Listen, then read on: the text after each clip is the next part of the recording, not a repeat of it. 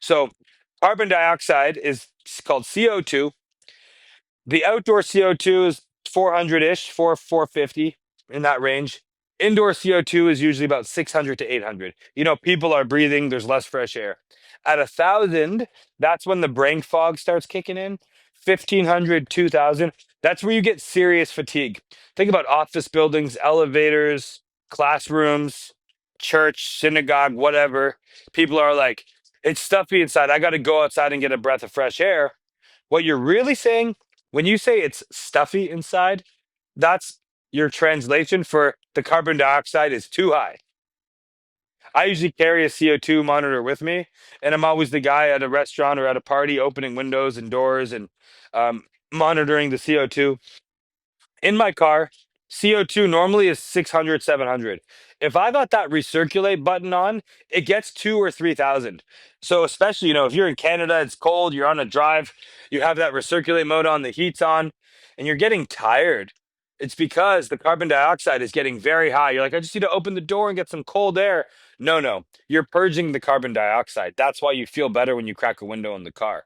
So the only time I would recommend using that recirculate mode is if you're driving by like construction or smelly area or it's wildfire smoke. If you're using it to control the flow of the outside in, great. But generally, I would not recommend having that feature on because you're going to be suffocating yourself with too much CO2. What about CO2 in the house? You mentioned cracking windows. Well, Are I'll there show. ways we can hack that? Say we're in a room where we don't have control of the windows or there are no windows. Yeah. Talk about what you use to monitor. You mentioned carrying a device. Yeah. And I want to go deeper in this. This is something I want to cover with you. Yeah. How we can go about hacking that and keep it at a level where we're going to feel better. Yeah, man. So I think a CO2 monitor is great. Even though I wasn't a big proponent of getting an expert or a professional or paying a lot of money for testing. Also, if somebody wants to go and do their own water test, a ton of cities offer a free basic test, not a comprehensive test. Also, a lot of universities do it too. Like anywhere in Texas, you can send it to Texas A&M and it's like $10, and they test your water as a part of like the lab program there. So there are options for that. But back to the carbon dioxide. So my CO2 monitor sensor, I use a brand called the ARANET 4, ARANET 4. It's about $150 USD. Um, it's a good product. The battery lasts about 4 years. It's small. It's lightweight. The Inkbird is another one, but like I haven't seen a horrible one. Um, in the CO2 side, I use the AirNet 4. I like it. You can add it to an app on your phone, which provides historical data. If not, you just have it as a standalone unit. No required. Um, So indoor can be that 800.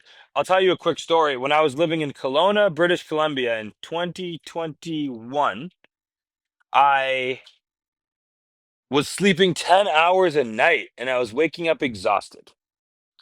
And I was measuring, I wasn't paying attention. I had my air monitor, but I wasn't really looking. And I looked at it. My CO2 was going from 700. Remember, 1,000 is where the brain fog starts. It was getting up to 3,500 at night. So me and my wife were sleeping 10 hours, waking up exhausted. And when I realized our CO2 was 3,500, I would crack the window, but sometimes it was too cold or the wildfire smoke was outside, so that was not a good option. And it's remarkable because what the solution ended up being was keeping so first of all, from a problem perspective, this was like life debilitating. And if it was just me or just my wife, it wasn't that bad. Also, I was mouth breathing at the time. I'm happy to say now I'm a great nose breather. So I'm producing less CO2 in general, but I was breathing heavy and our CO2 was up there. And you'd watch it climb throughout the night. Then in the morning, when we'd open the door, you'd watch it crash down. So I needed ventilation in our room. I kept the ensuite bathroom door open to the bedroom and I just left the bathroom fan on at night. And that was enough to keep it under 950. Like instantly, I was sleeping 8 hours a night instead of 10, waking up refreshed and feeling energized instead of exhausted. So I love stories like that. because first of all, it was a personal story and no purchase required.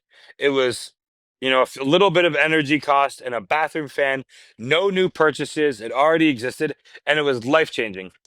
If someone doesn't have a bathroom fan, you can add a bathroom fan or a garage fan or an exhaust or a vent or a computer fan. It could just have vented into the regular home. In this case, our bathroom fan was venting outside through the attic. But like, what a cool little elegant solution. We just needed more ventilation. We just needed to dump the stale air out of the room so the new fresh air could retake its place. I love that example, and I'm going to start using it because we have a bathroom connected to the main part of the house, but also to our bedroom with a fan that goes to the outside. So I'm going to keep that. I don't know where the CO2 is right now, but I'm It's going worth to checking, man. proactively do what you said there. It's worth having a CO2 sensor. Like on airplanes, for example, it gets to 2,000, 2,300.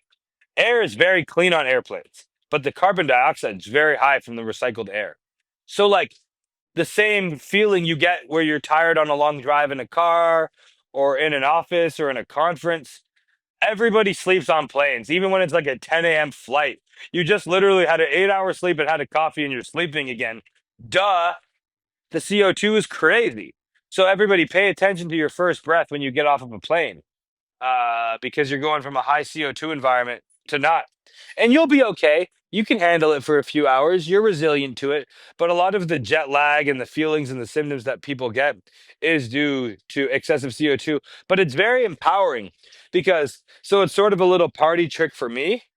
Sometimes friends like to put me on the spot.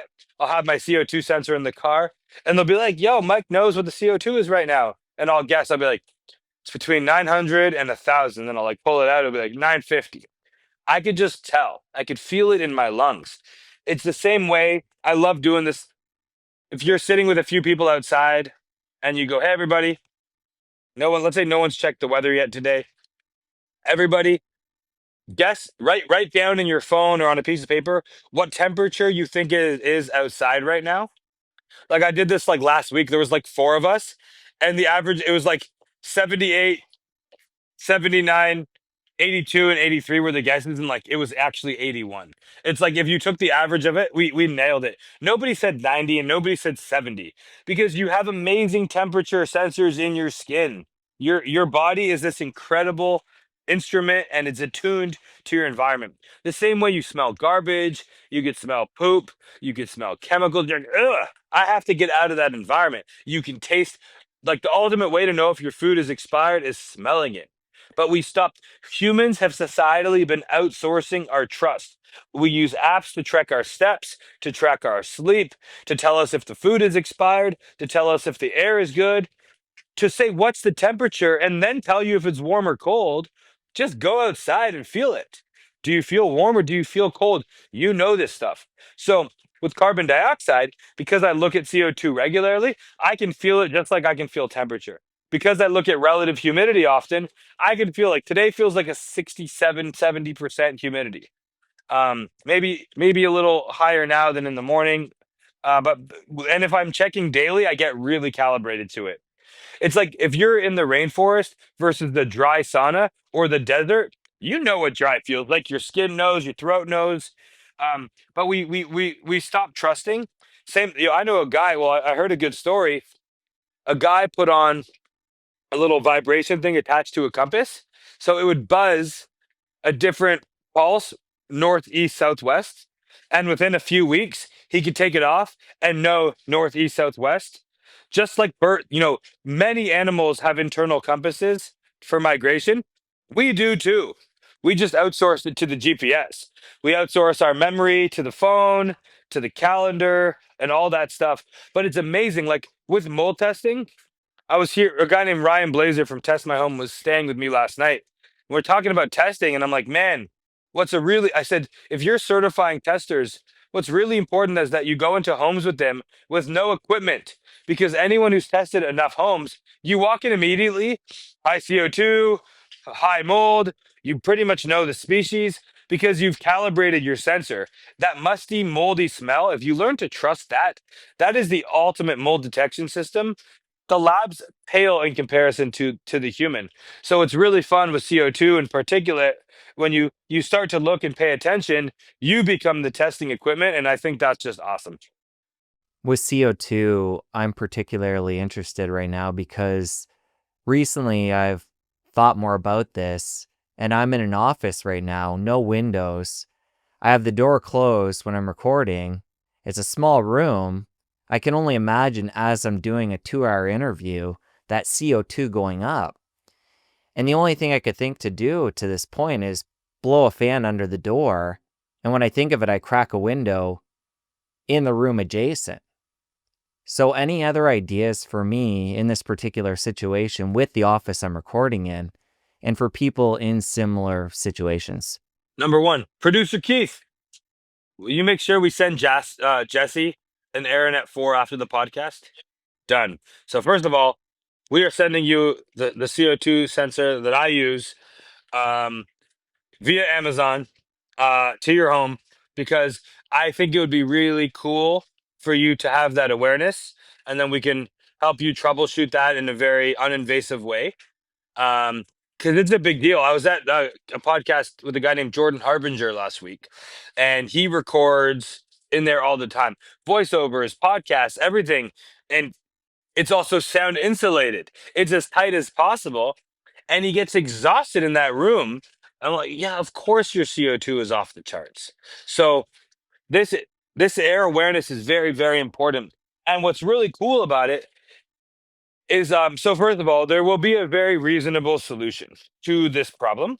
It might be just as small as getting a very small fan, almost like a computer fan, like a little bit bigger than that, like a 40 CFM fan, even if it's just blowing through the wall, but a silent fan, you don't want anything loud in your room, but a silent fan that's just blow exhausting out of that room, whether it's up or out, whether it's to an exterior or to an interior, uh, it's going to help a lot.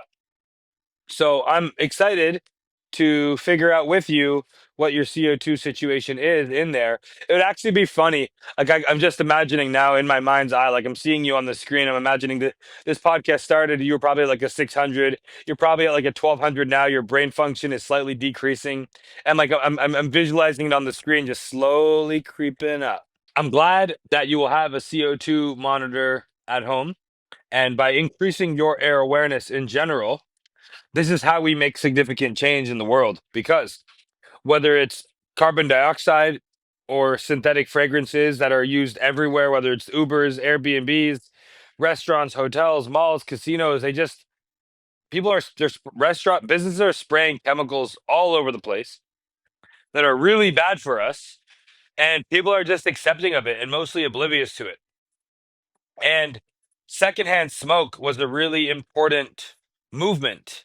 It was great marketing, because until then, if you were smoking 40, 50, 60, 70 years ago, whenever it was acceptable, if you would complain about somebody else smoking, you were the Karen, the complainer with your preferences, like telling someone to turn the music down. You were kind of the one ruining the fun. But then the science caught up a little bit. We realized, oh, wow, it's not just the one with the cigarette in their mouth that is giving themselves cancer and making themselves sick. It's anyone who's breathing in that smoke. And what that did, it angered people. By realizing secondhand smoke is a problem, all of a sudden it wasn't just your preference that they stop smoking, it's get your smoke out of my face. And through the anger, that created a movement where people stopped, you know, first there was smoking sections, and then smoking gets banned altogether, which I would say was a great win for society. I don't like go to Europe and I'm like, I'm so glad everyone's smoking on patios. This is awesome. Um, and the awareness, first we needed the awareness, then we kind of needed some proof, and then a little bit of anger, and you get a movement and you get change. And now it feels pretty unfathomable to be in a public place and breathing cigarette smoke. And now I feel a similar movement, groundswell is here, with synthetic fragrances, carbon dioxide. A lot of buildings are just they're trying to increase profits. So what does that mean? They're trying to tighten up the building as much as possible, minimal fresh air, keep the hot air in the winter and the cool air in the summer. So they're optimizing for energy efficiencies. Nowadays, hotel windows, schools, offices, the windows almost never open anymore. That's just to save a little bit of money on energy, but they're tripping over dollars to save pennies. And same thing with like these hotels in Miami, they turn off the power, or in the Caribbean, they turn off the power when the guest is not in the room. They give you that little card to like put in the door to keep the power on. And then when the guest leaves, they turn off the heating and cooling, and they only turn it back on like right before the guest checks in. Horrible idea. Okay, you're saving a little bit of energy, but because of all that stagnant air and humidity, you now have a mold riddled hotel that likely has to be completely gutted and remediated. So, penny wise, pound foolish, very common here. So, the more people can become aware of the chemicals, the fragrances, the pollution, the carbon dioxide, and realize, oh, wow, that restaurant, that mall is making me sick. I'm not going to shop there anymore. I need to go to a mall with clean air that I can breathe safely and healthily, or I'm just not going to go there anymore. When the incentives shift and the businesses realize, oh, these chemical sprays are not the answer because people are waking up to the impact it's having on them, I think that's when you can get a lot of change and get a movement. So, yes, we make Jaspers, we have a great air scrubber, but really the mission that we're on here is just increasing air awareness all across the board. If you enjoyed that clip, you're gonna wanna head over here and catch the full episode. I'll see you over there. My background was in wildfire restoration, flood, hurricane cleanup, mold removal. So I would go to big disaster zones, make a sick home a healthy home so a family could come back. And the air was just as much a big part of making a building healthy and safe again.